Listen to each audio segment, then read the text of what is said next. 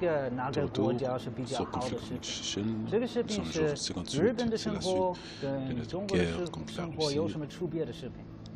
好吧，我们开始。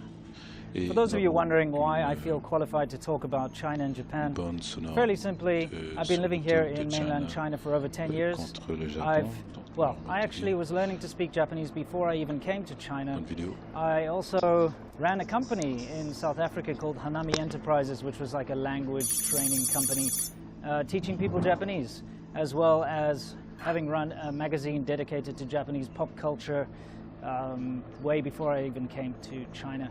So I've always had an interest in Japan. I've recently returned from an 11-day trip to Japan, and it is exactly as I expected it to be. So I'm coming from at least a position of a little bit of knowledge of both countries. So, like I said, this video is about my impressions of daily life there, and let's begin.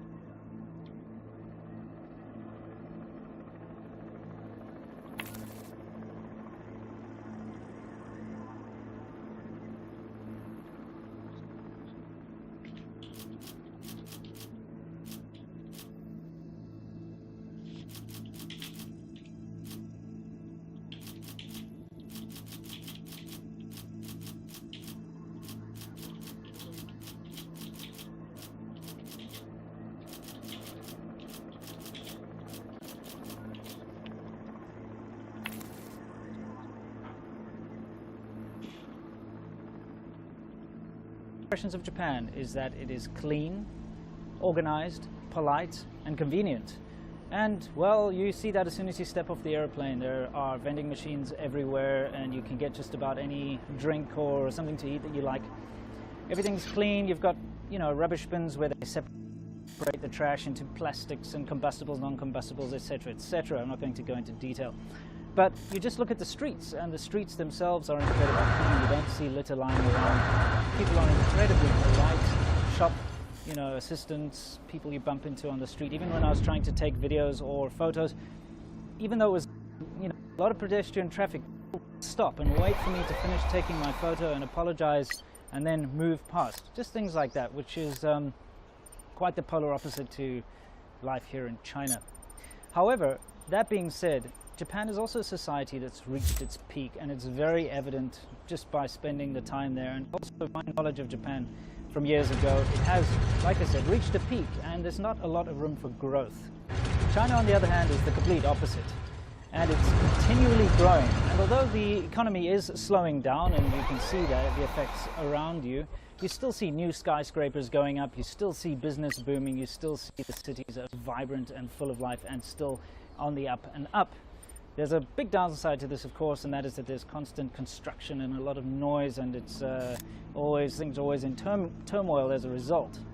And of course, if you come to China, even in the big cities, you'll see a lot of litter, you'll see a lot of impolite citizens. However, to be fair, the majority of the rude behavior, the spitting, the talking loudly on public transport,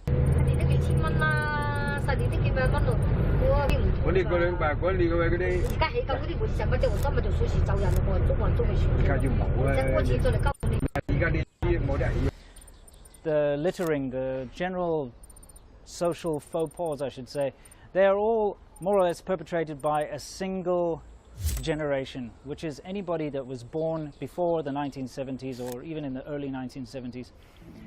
There was a lot of turmoil in China during that time, and as a result, there are a lot of uneducated people of that age who just quite frankly don't have an education, and they weren't ever taught any good manners. So it's fairly evident when you see this bad behavior, you can be guaranteed that it's someone who's in their 40s, 50s, or 60s. However, the generation before that is very polite, and the younger generation is a lot more sophisticated, and you can see that things are on the up and up. However, China is very far behind as far as social politeness and etiquette is concerned, and it's going to take them a while to catch up to Japan. All right, that is out of the way. Let's get down to the brass tacks here, things like cost of living and food. Now, before I get on to cost of living, I would like to first address tap water. Anyone who's traveling in and around Asia is always wanting to know, can I drink the tap water?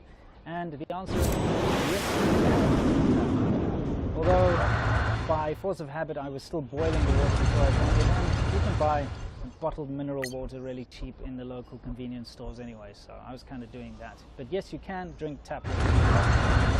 Now, cost of living. Japan is a very expensive place by reputation. However, I would actually go as far to say that Hong Kong may be a little bit more expensive in some aspects. My experience in Japan was that you spend a lot of money if you go out to restaurants.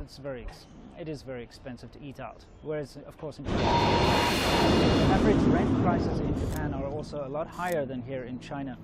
Here in a first-tier city, you can still get away with renting an apartment for somewhere around 4,000 RMB. You can go lower, it depends on which part of the city.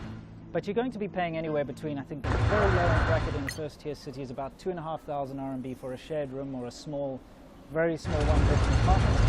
And it goes all the way up, depending. If you want to live in, for instance, the downtown bar area, you're going to be paying over 2,000 RMB a month for your rent. That's how it works. However, in Japan, just a normal room is going to set you back around about 5,500 RMB. So you can see it's actually quite a lot more expensive to rent in Japan. And of course, if you want to live in Tokyo, in a nice area, well, you know, the prices go up and up. So how much does food actually cost? Well, I found myself paying for a meal for 2 people at a fairly nice restaurant, anywhere between 300 to 600, sometimes even 1,000 RMB per meal. But of course, I was there on holiday, I was trying all sorts of special foods. You can definitely get away with going to what they call a round sushi, like a conveyor belt sushi place, and pay equivalent prices to China. In fact, you pay about 100 RMB a person, maybe even less, if you know where to go. But in general, restaurants in Japan are more expensive. But you can see the quality of the food and the preparation is, of course, vastly superior to here in China. Now, before anyone gets and jumps up and says, what are you saying? Chinese food is amazing, it's great. It is amazing, it is great. And that's what it, like, I'm not trying to doubt that in any way. What I'm saying is, in Japan, what you see on the menu is what you get on your plate, pretty much. In fact, I've got an example here. It literally is a society where people take a lot more pride in their work. So people put a lot of effort into choosing fresh ingredients, etc. Here in China, it's a bit of a mix and match. You can go out and you can have a wonderful meal that's well presented, well cooked, but majority of the time you go out and you just get something that's just been fried up and thrown on a plate, and that's just the be-all and the end-all of it, really. That's China.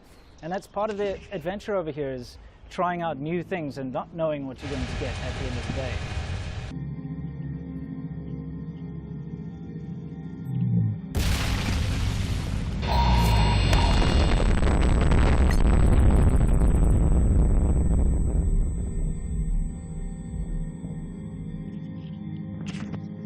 Merde.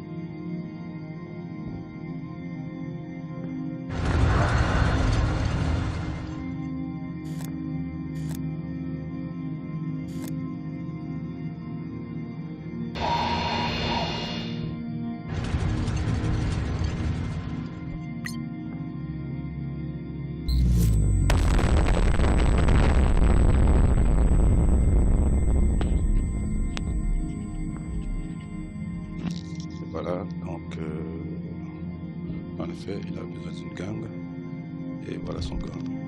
Myanmar s'est retourné contre moi, et puis c'est ainsi. C'est la guerre.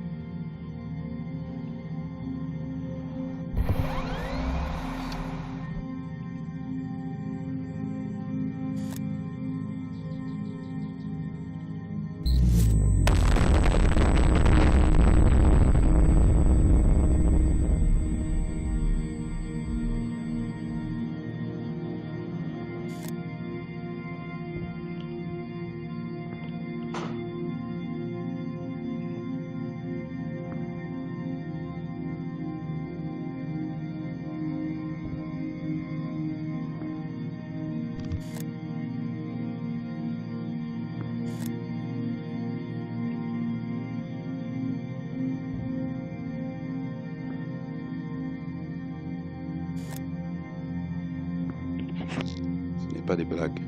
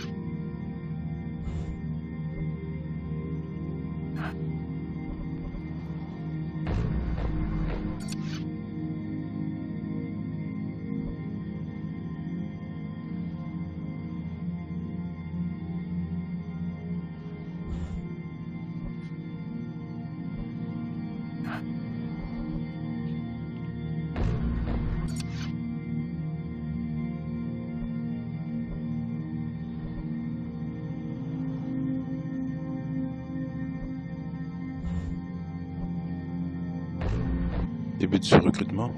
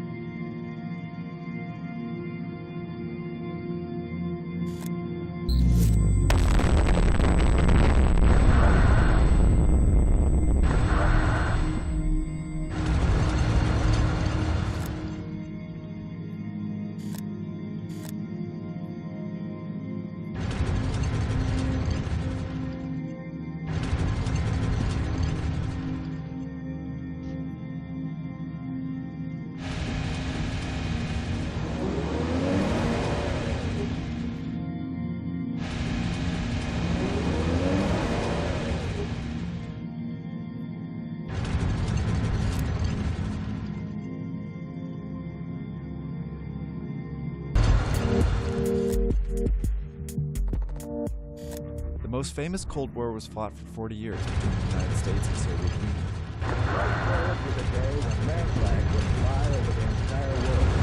They never declared war on each other, but clashed in proxy wars around the world. Each side supported dictators, rebel groups, and intervened in civil wars to contain the other. Like the US and Soviet Union, Saudi Arabia and Iran are two powerful rivals. But instead of fighting for world dominance, they're fighting over control of the Middle East. In order to understand the Saudi-Iranian rivalry, let's go back to the origins of each country. The Arabian Peninsula was a patchwork of tribes. After World War I, the empire collapsed, leaving these tribes to fight each other over power. One tribe from the interior, the Al Saud, eventually conquered most of the peninsula. In 1932, they were recognized as the Kingdom of Saudi Arabia. 6 years later, massive oil reserves were discovered in Saudi Arabia. In an instant, the Saudi monarchy was rich. That oil money built roads and cities all around the desert country, and it helped forge an alliance with the US. On the eastern side of the Persian Gulf, another country was emerging, but having a much harder time. Iran also had massive oil reserves and an even bigger Muslim population. But constant foreign intervention was creating chaos. Since the 18th century, Iran had been invaded by the Russians and the British twice. In 1953, the US secretly staged a coup, removing the popular Prime Minister Mohammad Mossadegh. In his place, they propped up a monarch, Reza Shah, who was aggressively reforming Iran into a secular, westernized country. But he harbored corruption and terrorized the population with his secret police, the Savak. By the 1970s, both Saudi Arabia and Iran had oil-based economies and had governments heavily backed by the US. But the feelings among each population were very different. Ultimately, at the end of the day, the Shah of Iran, powerful as he was, simply didn't have the same control over his people or ultimately the same legitimacy and affection that the Saudi people felt toward their monarch at that point in time. That's because Iran's Muslims felt stifled by the Shah's reformations, and by the end of the decade, they finally fought back. Overthrew a powerful regime that boasted military might, and It's really in 1979 when Ayatollah Khomeini and the Islamic Revolution Shah that the real tension between Iran and Saudi Arabia. Ayatollah Khomeini was a Muslim clergyman who preached against Western-backed secular monarchies. He advocated for a government that was popular and Islamic and led by the clergy. And in 1979, he led a revolution to establish just that. It was a massive international event that prompted reactions around the world, especially in Saudi Arabia. The Iranian Revolution terrified the government of Saudi Arabia. They were fearful that Ayatollah Khomeini would inspire their populations to rise up against them, exactly the way that he caused the Iranian population to rise up against the Shah. And there was a religious threat too. Up until now, the Saudis had claimed to be the leaders of the Muslim world, largely because Islam's two holiest sites, Mecca and Medina, are in Saudi Arabia. Khomeini claimed his popular revolution made Iran the legitimate Muslim state. And there is another divide. Saudi Arabia's population is mostly Sunni, and the majority sect Islam, while Khomeini and Iran are mostly Shia. Westerners always make a mistake in drawing an analogy between the Sunni-Shia split and the Protestant-Catholic split within Christianity. The Sunni-Shia split was never as violent. That in much of the Islamic world, when Sunnis and Shia were living in close proximity, they got along famously well. So while the Sunni-Shia split was not a reason for rivalry, it was an important division. After the revolution, the Saudis' fears came to life when Iran began exporting its revolution. This CIA report from 1980 details how the Iranians started helping groups, mostly Shia, trying to overthrow governments in Iraq, Afghanistan, and Saudi Arabia. And they prompted the Saudis to redouble their efforts to fight against Iran. They bolstered their alliance with the US and formed the GCC, an alliance with other Gulf monarchies. The stage was set for conflict. War in the Gulf. Iraq invaded Iran in 7 areas. With a 5-to-1 superiority, Iraqi forces moved quickly. The rise of Iran as a regional power threatened other neighboring countries as well. In September 1980, Iraq, under the rule of dictator Saddam Hussein, invaded Iran. He was hoping to stop the Iranian Revolution, gain power, and annex some of Iran's oil reserves. But they didn't get far. The war bogged down into a stalemate, complete with trench warfare, chemical weapons, and heavy civilian casualties. When Iran started winning, the Saudis panicked and came to Iraq's rescue. They provided money, weapons, and logistical help. so it becomes critical to the Saudis that they build up Iraq, build it up into a wall that will hold back the Iranian torrent that they have unleashed. This Saudi help allowed Iraq to fight until 1988. By then, nearly 1 million people had died. The Iranians largely blamed the Saudis for the war, and the feud escalated. Fast forward 15 years, and Iraq again became the scene of a proxy war. In 2003, the US invaded Iraq and overthrew Saddam Hussein. Neither Saudi Arabia or Iran wanted this to happen, since Iraq had been acting as a puppet. But problems arose when the US struggled to replace Saddam. The United States has no idea what it's doing in Iraq. It's one mistake after another that creates a security vacuum and a failed state and drives Iraq into all-out civil war. Without a government, armed militias took control of Iraq, splintering the population. Sunni and Shia militias suddenly sprang up all over the country. Many were radical Islamist groups who saw an opportunity to gain power amidst the chaos. These militias were ready-made proxies for Saudi Arabia and Iran, and they both seized the opportunity to try and gain power.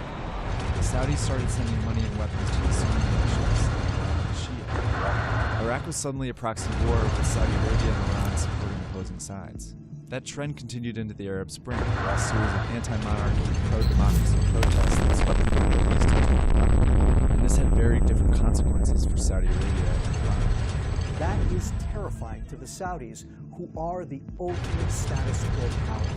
They want the region stable, rising up and overthrowing a sclerotic, autocratic government for fear that it might inspire their own people to do the same. The Iranians are the ultimate anti-status quo power. They have been trying for decades to overturn the regional order. Each country threw their weight behind different groups, all over the Middle East. Just like in Iraq, the Saudis began supporting Sunni groups and governments, while Iran helped Shia groups rise up against them. For example, in Tunisia, the Saudis backed a dictator while the Iranians stoked protests. In Bahrain, Iran supported Shia leaders and the government. Saudi Arabia, in turn, sent troops to help quash the unrest. Both got involved in Libya, Lebanon, and Morocco as well. As Saudi Arabia and Iran put more and more pressure on these countries, they began to collapse. Now the feud has gone a step further, with both countries deploying their own militaries. In Yemen, the Saudi military is on the ground helping the central government. They are fighting the rebels called Houthis who are proxy. And the reverse is happening in Syria. The Iranian military is fighting side by side with militias, some of them extremist groups like Hezbollah, in support of dictator Bashar al-Assad. They are fighting rebel Sunni groups who are Saudi proxies. The more civil wars that broke out in the Middle East, the more Saudi Arabia and Iran became involved. Neither the government of Saudi Arabia nor the government of Iran are looking for a fight. The problem is that these civil wars create circumstances that no one could have predicted. Both the Iranians and the Saudis feel their vital national interests are threatened, are in jeopardy because of different things going on in these civil wars, things that they blame each other for. Now the Cold War is drawing in other countries. The Saudi government is threatening Qatar, a tiny Gulf state that was developing ties with Iran. Meanwhile, in Syria and Iraq, the terrorist group ISIS is nearing defeat, and both the Saudis and Iranians are angling to take control of that territory. It's a Cold War that's becoming incredibly unpredictable. As the Middle East continues to destabilize, it's hard to say how far these countries will go.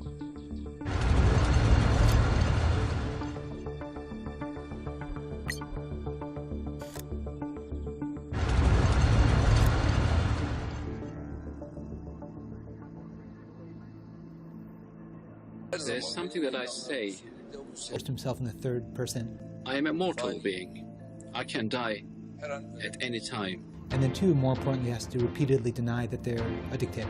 If you say ballot box produces a dictator, that will be unfair to the ballot box process. On April 16th, Turkey narrowly voted yes on a referendum that will dramatically reorganize the government. It allows changes that give sweeping powers to the president, Tayyip Erdogan. He could have complete control of Turkey's budget and military, will be able to appoint judges to the courts without a vote, can dissolve parliament whenever he chooses, and can stay in power until 2029. This has prompted concerns that he's becoming too authoritarian. And these concerns aren't that outlandish, mostly because Turkey was built by an authoritarian. If you look at the arc of modern Turkish history, it begins with Mustafa Kemal Ataturk. first president of the First Turkish Republic, Mustafa Kemal, during the 1920s, is now granted dictatorial powers and is himself christened Ataturk, meaning father of the Turks. Ataturk was a military general who created the Republic of Turkey out of the collapsed Ottoman Empire in 1923. During his 15 years in office, he enjoyed similar powers now to build Turkey into a modern and secular state. Turkey's new government separates church and state. So he banned head coverings. To Kemal, this headgear, the fez, symbolizes Turkey's oriental fatalism and ignorance. He will abolish it. He put mosques under state control. The Berlin Wall fell as an undercover spy in East Germany for the Soviet security agency, the KGB. The Soviet Union dissolved into 15 new countries, including the new Russian Federation. In Putin's eyes, Russia had just lost 2 million square miles of territory. He later called this a major geopolitical disaster of the century, lamenting that tens of millions of his co-patriots found himself outside Russian territory. The new government had to sell off nearly 45,000 public businesses, like energy, mining, and communication companies that had been run by the communist regime. And it was chaos. The Russian economy was in a free fall, and all of these companies ended up in the hands of a few, making clear there was no room for dissent in his Russia. Using state television, for example, he administered a blistering campaign against a feminist and gay rights music group, Pussy Riot. The latest and the loudest such performance was a so-called punk prayer at the Christ the Savior Cathedral, where they were yelling things which were rather profane to be yelled in church. Of course, 3 members of punk group Pussy Riot were convicted and sentenced to 2 years in prison. Putin has also bolstered his aggressive foreign strategy. He's used traditional military methods, like sending weapons and fighter planes to help dictator Bashar al-Assad fight a bloody civil war in Syria. But Putin's regime has also developed and fostered the most effective cyber army in the world, and he's used it to wreak havoc in the West. These hackers have stolen classified U.S. information, hacked politicians and shut down the Russian troops invaded, and of course, they try to sabotage. Russian hackers have also launched propaganda campaigns in support of right-wing candidates in Europe. With this, Putin hopes to exploit and deepen the political divide in Western democracies. In 2014, the Putin vision culminated in the targeting of Ukraine, another former Soviet country. Ukraine's president was opening up to the West, and Putin feared he would join NATO. So Russian hackers launched a propaganda campaign against him, stoking protests in the pro-Russia eastern part of the country. He then sent in disguised Russian troops before long violence erupts. In goes the Russian military, and in early 2014, Putin annexes Crimea. He continues to support the fighting in Ukraine, and as of 2017, over 9,000 people have died. The world erupts in protest, but Putin doesn't give in. See, his aggressive foreign policy has while also He's done all this at the expense of the people. His invasions have prompted harsh sanctions from the West, barring Russian businesses. Russian currency has plummeted in value, and the energy industry that Russia relies on is it's hard to imagine Russia can continue under these circumstances. But the election of Donald Trump brings new hope for Putin. Trump's rhetoric is soft on Russia. He could lift sanctions on Ukraine, potentially freeing up space for Putin's Russia to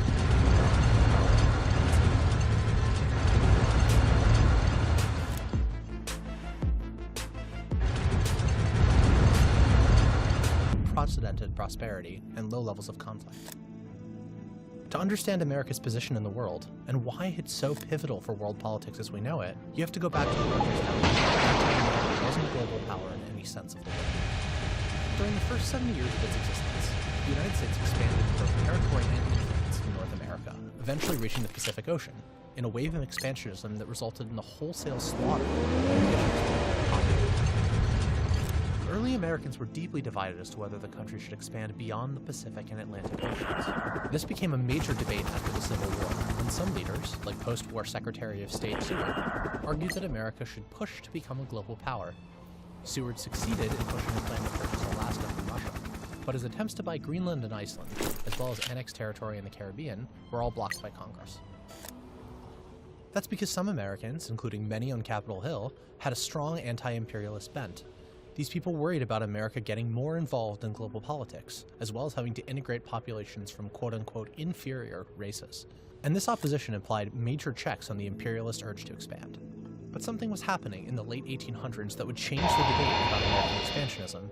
The Industrial Revolution produced explosive economic growth, and the bigger U.S. economy required a more centralized state and bureaucracy to grow the economy. Power became concentrated in the federal government, making it easier for expansionist presidents, like William McKinley, to unilaterally push American influence abroad. The key turning point came in 1898, when President McKinley dragged the country into war with Spain over Cuba, despite some intense domestic opposition. The rising United States easily defeated the moribund Spanish Empire, acquiring Puerto Rico, Guam, and the Philippines in the process.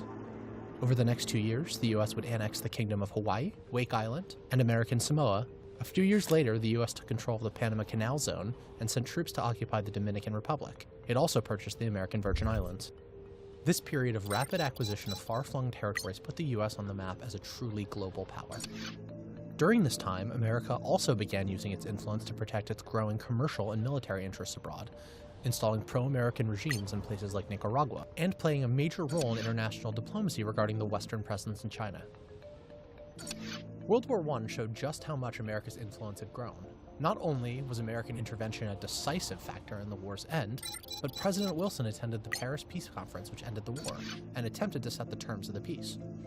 He spearheaded America's most ambitious foreign policy initiative yet, an international organization called the League of Nations, designed to promote peace and cooperation globally. The League, a wholesale effort to remake global politics, showed just how ambitious American foreign policy had become. Yet isolationism was still a major force in the United States. Congress blocked the United States from joining the League of Nations, dooming Wilson's project. During the Great Depression and the rise of Hitler, the U.S. was much more focused on its own region than on European affairs. Ultimately, America's ever-growing entanglements abroad made it impossible for it to stay out of global affairs entirely. In East Asia, the growing Japanese Empire posed a direct threat to American possessions and troops, bringing the United States into conflict. This culminated in the Pearl Harbor attack, bringing the United States into World War II. World War II would transform America's global presence forever.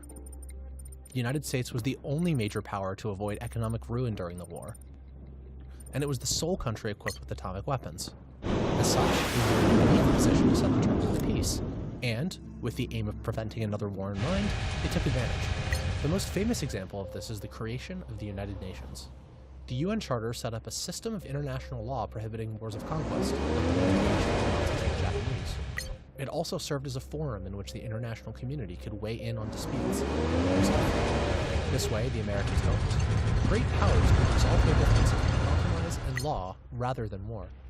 But while the UN is the most famous of the post-war institutions, it isn't the only one. 730 delegates from all 44 allied nations came together in a small vacation haven in New Hampshire to establish a global financial system that would prevent another Great Depression and World War. The resulting agreement, called the Bretton Woods Agreement, ultimately became the backbone of the global financial system, resulting in the World War.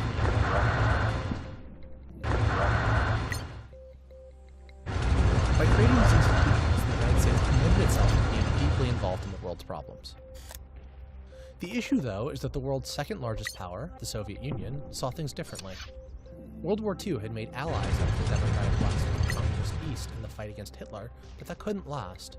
The United States saw Soviet expansion in Eastern Europe and elsewhere as a direct threat to its free-trading, democratic world. To a substantial degree, in one form or another, socialism has spread the shadow of human regimentation over most of the nations of the earth, and the shadow is encroaching upon our own liberty. Fearful of Soviet intentions towards Western Europe, the US and other European nations created the North Atlantic Treaty Organization, a military alliance meant to stop Russia from invading other countries in Europe. Globally, the US committed to a strategy called containment, so-called because it was aimed at containing the spread of communism everywhere on the globe. This new global struggle meant that the US had to exert influence everywhere, all the time. Instead of disbanding the massive military machinery of World War II, the wheels mostly kept turning. This had two main results. First, the US was pulled into unlikely alliances with countries like Saudi Arabia, Israel, and South Korea, seeing each of them as bulwarks.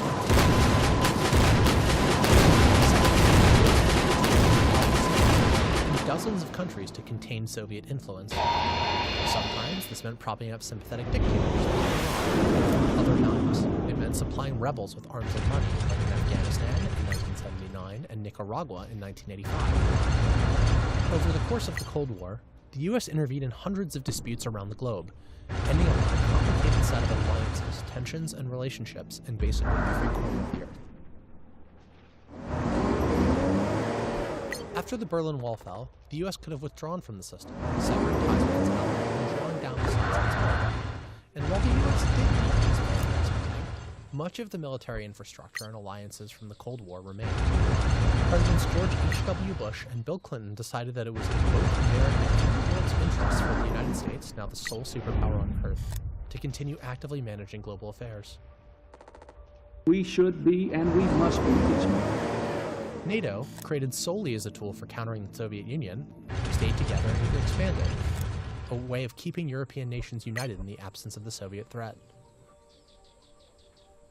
Washington's support for countries like Israel and Japan stayed intact, ostensibly as a means of preventing war in their respective regions. The global system of alliances and institutions created to keep the peace during the Cold War became permanent, as did the American military and political commitments necessary to keep them running. This system remains in operation today, and no leading American politician since the Cold War has seriously called for dismantling. Except, perhaps, for Donald Trump. Trump has said contradictory things about these commitments, but he's consistently argued that American allies are not paying the U.S. enough for its protection, and questioned the value of free trade. That calls NATO and even the World Trade Organization into question. At some point, we have to say, you know what? We're better off if Japan protects itself against this maniac in North Korea. We're better off, frankly, if South Korea is going to start to protect itself. Saudi Arabia, nuclear weapons? Saudi Arabia, absolutely. This is a sharp divergence from the consensus that has dominated U.S. foreign policy since 1945, and something closer to the isolationism. So will President Trump act on some of Canada's ideas and reverse decades worth of institution building and alliances? We'll find out soon enough.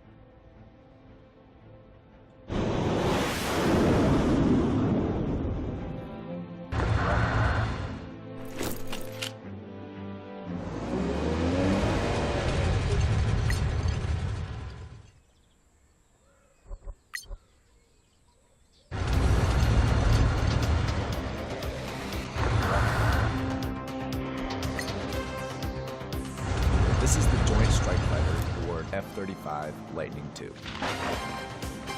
It's planned to be will mark the 100th anniversary of in Russia. The Soviet Union dissolved in 1991, but what would the world be like if the USSR suddenly reunited today? Existed today in 2017. To begin, let's think about what countries today used to be a part of the Soviet Union. If the Soviet Union reunited today, it would completely encompass the countries of Russia, Ukraine, Lithuania, Latvia, Estonia, Georgia, Armenia, Azerbaijan, Kazakhstan, Uzbekistan, Turkmenistan, Kyrgyzstan, and this obviously would make the modern Soviet Union a very large country, since Russia alone has more land area than the entire surface area of Pluto. Together, the Soviet Union Antarctica, South America, the Arctic Ocean, and the Southern Ocean, which makes the Soviet Union larger than 3 continents, 2 oceans, and 1 former planet. There are 11 time zones that would go through the USSR. That means that if it was new here in this part of the country, on the other side of the country, the Soviet population would be a very large 4,837,000 people, which would place the Soviet Union in 4th place in terms of population behind the United States. This is interesting because the Soviet population in 1991 was almost the same as it would be now, 48,000 people, which shows just how greatly the population has been stagnant recently. The American population at the same time was 248,000 people, which is smaller than the Soviets. But in the time since, the American population has greatly increased to nearly 300,000. A majority of the people living inside the USSR would be ethnic Russians at about 46% of the population, with sizable minorities of Ukrainians, Uzbeks, and over 100 other ethnicities. Russian would be the dominant language of the state, just as it was during the Soviet times, as 50% of the population would be capable of speaking and understanding it. Russian would likely be the sole official language within the country, and a return the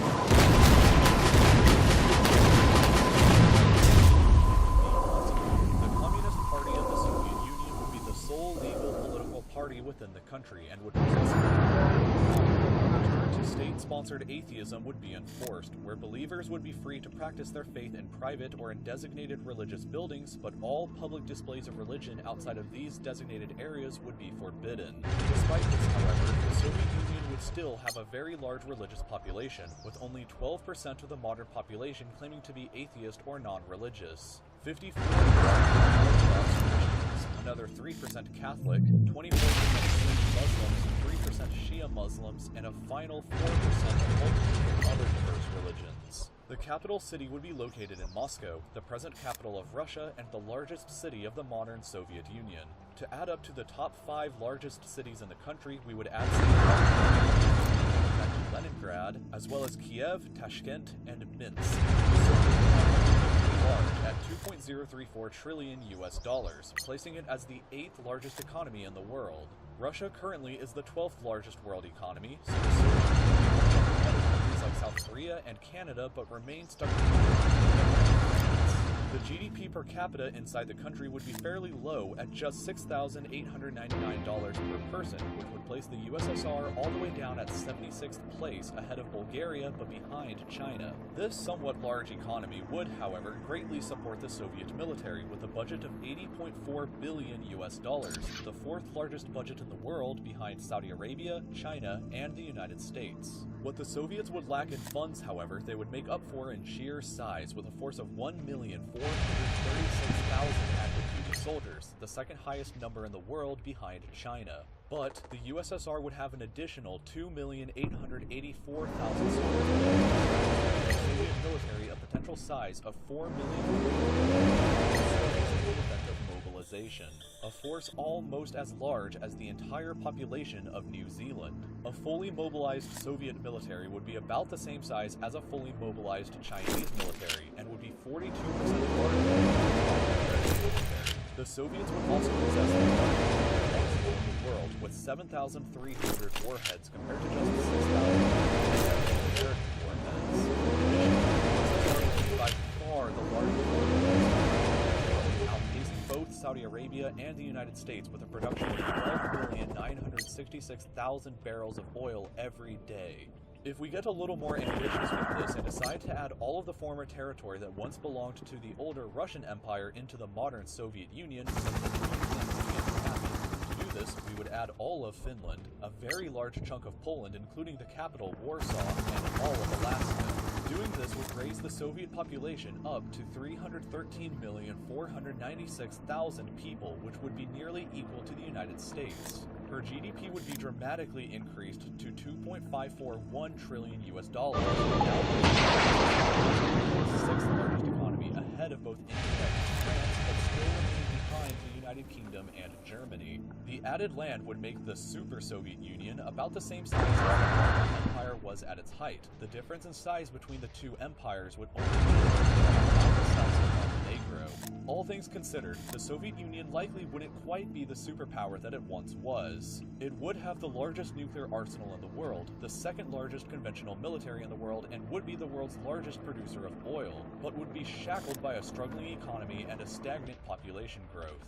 The United States and NATO would almost certainly be hostile to a resurgent Soviet Union, with allies elsewhere in Asia and Africa. Or the start of a Cold War II that could have global consequences. The Soviet Union's very geography would likely be back in the modern world. The Soviet Union's expansion was but it was also a bid to protect Moscow. You see, every bit of Russia's border is protected with geography, except for here.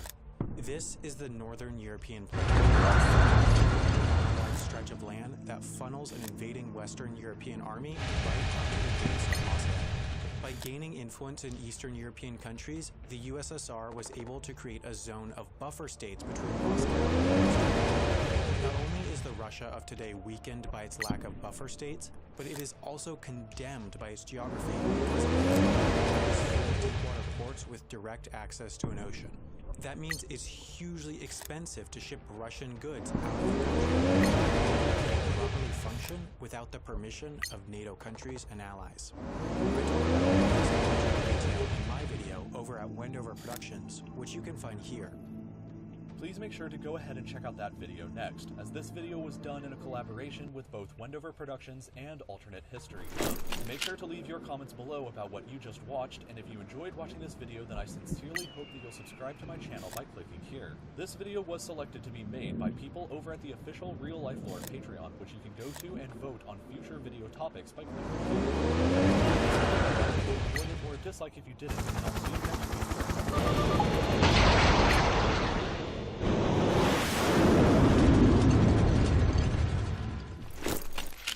Hello, I'm Simon Whistler. You're watching Top 10's Net, and in the video today, we're looking at the top 10 nations that won't exist in 2115. It can often seem as though nations are fixtures on the landscape, immovable and its dikes upwards to keep rising seas out. The real problem is that the same dikes that keep the sea out can keep flooding in. With half the nation at or below 1 meter above sea level, the Netherlands has been constantly fighting to keep its head above water. In 1953, a massive storm slammed into the Netherlands and neighbouring Belgium. Floods as deep as 5.5 meters swept the southern parts of the country. Only the careful use of a ship to plug a dike prevented the flooding of North Holland, the second most heavily populated province. With many scientists predicting that previously safe Europe could soon be struck with frequent Hurricane Katrina-level storms, we're to book our Amsterdam holiday today, if we were you. Number 8. The United Kingdom. What many people often tend to forget is that Her Majesty Queen Elizabeth II is not only the Queen of England, she is the Queen of the United Kingdom. As early as Roman times, attempts to unite both the north and south of Britain had failed. The death of Queen Elizabeth in 1603, however, led to Parliament handing Scottish King James V the crown of England as well. In 1707, the now 100-year-old kingdom was formalised as the United Kingdom of Great Britain. These days, however, one of the most successful empires in history is facing a real possibility of dissolution. The union of the two kingdoms began to show cracks as early as 1853 when advocates began. In 1934, Scottish nationalists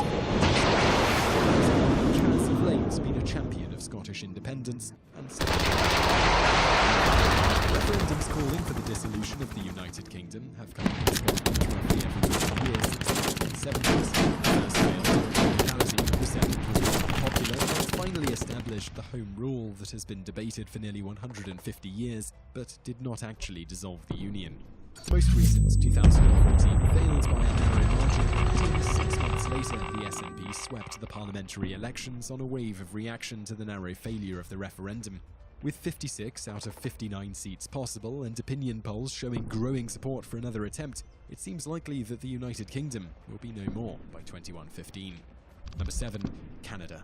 Canada was the unhappy offspring of the 7 Years' War. While Great Britain and France were busy making a mess out of Europe between 1754 and 1763, their colonies in North America were having a pleasant and related rule of their own. The end result was the addition of New France's fishing holes to the British Empire. Unlike Scotland, where the two nations exited like the newlyweds for a while, French-Canadians saw this approach things more like an unwelcome arranged marriage.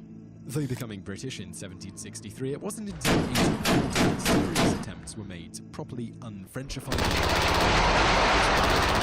Canada, with their main population becoming the province of Quebec. The fear of being invaded by the expansionists of the US, which was fairly reasonable. In the post-World War II world, the US stopped seeming to be the threat it really felt a particularly starting in the 60s, a significant percentage of Quebec has been calling for sovereignty, led by the party Québécois. The most recent vote on the issue failed by only 1% of the vote. With almost a quarter of the Canadian population, most of the Atlantic ports, and total control of the Saint-Luc and his mercenaries, all German citizens were captured and only released after Germany sent an ambassador to negotiate their release. Owing to the British court decision and the German ambassadorial mission, Bates family has continued to maintain by both politicians and engineers, sea-land Sealand won't see 2115. In 1987, the United Nations Convention on the Law of the Sea extended all national borders from 3 miles to 12 miles out, resulting in Sealand now falling inside of British waters. At the time, it specifically ruled that artificial islands and structures cannot be recognised as establishing a territorial claim.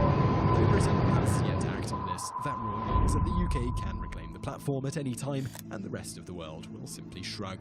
It may, however, be a moot point. Recent research has shown that the global conditions created by climate change will be far more likely that long before 2115, sea land will become sea floor. So I really hope you enjoyed that video. If there are any countries you think won't exist in 2115 or sooner or later, let us know in the comments below. It's what they're for. I'd love to know your opinion about this video, about the countries we came up with, and about your own. And if you collapsed in 1991, things got a bit confusing. Abkhazia declared a return to their medieval borders, winning a war of independence against Georgia in 1993. Surprisingly, despite this victory, all but 4 members of the UN still refused to recognize Abkhazia as anything other than a province of Georgia. Tout pour cette vidéo. Pour voir la suite, regardez la vidéo qui va s'afficher à la droite de votre écran. Cliquez sur cette vidéo et vous verrez la suite en cliquant sur ça. Alors je vous laisse sur ça. Bisous bisous. A truce was signed in 1994, putting temporary